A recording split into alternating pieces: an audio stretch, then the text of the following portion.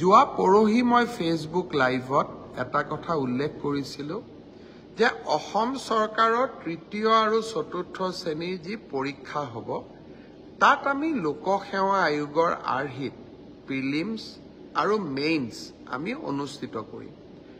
দুই এজন ব্যক্তিয়ে মোক জনাইছে যে পৰীক্ষাত নতুন নিয়ম এই বছৰ কৰিব নালাগে, কাৰণ আৰু যিহেতু 2 মাহ আছে গতিকে আমি পুৰণা বা আগৰ বাৰৰ দৰে পৰীক্ষা পতাটো উচিত হ'ব।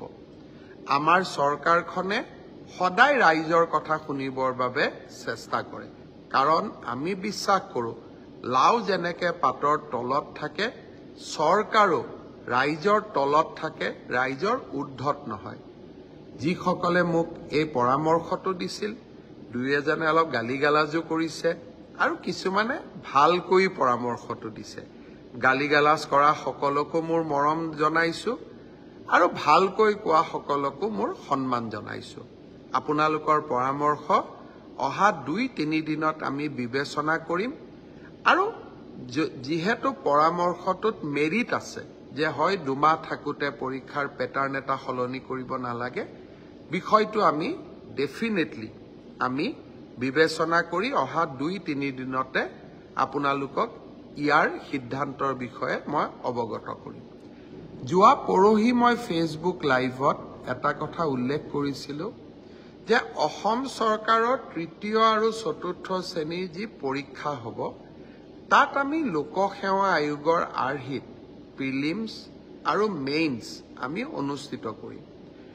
দুই এজন ব্যক্তিয়ে মোক জনাইছে যে পৰীক্ষাত নতুন নিয়ম এই বছৰ কৰিব নালাগে, কাৰণ আৰু যিহেতু 2 মাহ আছে গতিকে আমি পুৰণা বা আগৰ বাৰৰ দৰে পৰীক্ষা পতাটো উচিত হ'ব।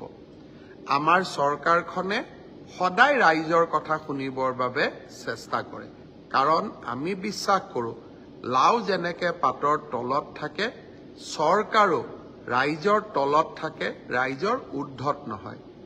যিসকলে মোক এই পৰামৰ্শটো দিছিল দুই এজনে অলপ গালিগালাজো কৰিছে আৰু কিছুমানে ভালকৈ পৰামৰ্শটো দিছে।